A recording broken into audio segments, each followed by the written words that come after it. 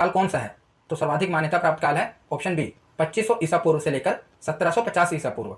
अगला प्रश्न है कि निम्नलिखित में से किस पदार्थ का उपयोग हड़प्पा काल की मोहरों का निर्माण करने के लिए किया गया था? तो किस पदार्थ का उपयोग किया गया था? ऑप्शन ए सेल खड़ी का उपयोग किया गया था। अगला प्रश्न है कि सिंधु घाटी सभ्यता के लोगों का मुख्य व्यवसाय क्या था? तो सिंधु घाटी सभ्यता के लोगों का मुख्य व्यवसाय था व्यापार। ऑप्शन ए इसका सही जवाब होगा। अगला प्रश्न है कि हड़प्पा सभ्यता किस युग की थी?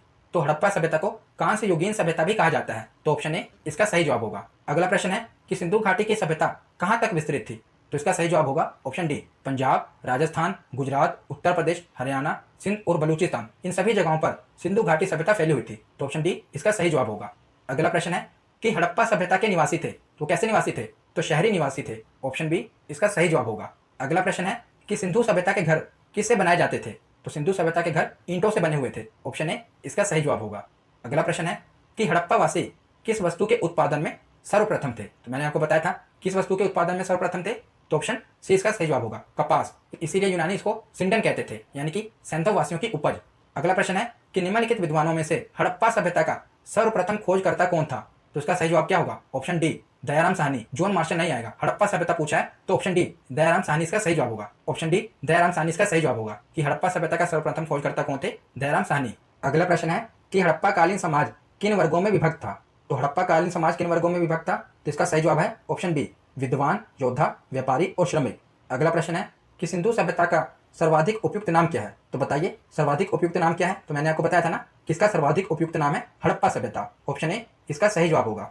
अगला प्रश्न है कि हड़प्पा के मिट्टी के बर्तनों पर सामान्यतः किस रंग का उपयोग हुआ था? तो किस रंग का उपयोग हुआ था? इसका सही जवाब है ऑप्शन ए लाल रंग का।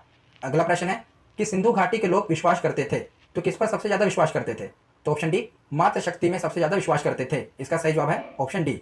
अगला प्रश्न है कि किस पशु के अवशेष सिंधु घाटी सभ्यता से प्राप्त नहीं हुए?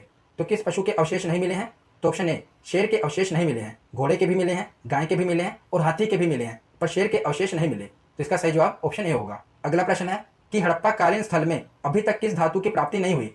तो कौन सी धातु की प्राप्ति नहीं हुई है? तो इसका सही जवाब क्या होगा? ऑप्शन डी लोहे की प्राप्ति अभी तक नहीं हुई है। अगला प्रश्न है कि सिंधु सभ्यता का पत्तन नगर यानी कि बंदरगाह कौन सा था? तो मैंने आपको बताया था कि कौन सा था बंदरगाह, कहां पर था वो? लोथल में था। ऑप्शन बी इसका सही जवाब होगा, लोथल, जो कि गुजरात में है। अगला प्रश्न है कि किस हड़प्पा कालीन स्थल से नृत्य मुद्रा वाली स्त्री की कांस्य मूर्ति प्राप्त हुई है? तो कहां से यह प्राप्त हुई है? तो इसका सही जवाब क्या है? ऑप्शन ए मोहनजोदड़ो से कांस्य की मूर्ति प्राप्त हुई है, नृतक की मूर्ति। अगला प्रश्न है कि सूची 1 को सूची 2 से सुमेलित कीजिए। तो सिंधु सभ्यता की उत्तरी सीमा, दक्षिणी सीमा, पूर्वी सीमा और पश्चिमी सीमा आपको बतानी है। तो उत्तरी सीमा कहां पर है? तो ऑप्शन से भी पता चल जाएगा, जम्मू उत्तर में है तो उत्तरी सीमा है मांडा। दक्षिणी सीमा कौन सी है? दैमाबाद।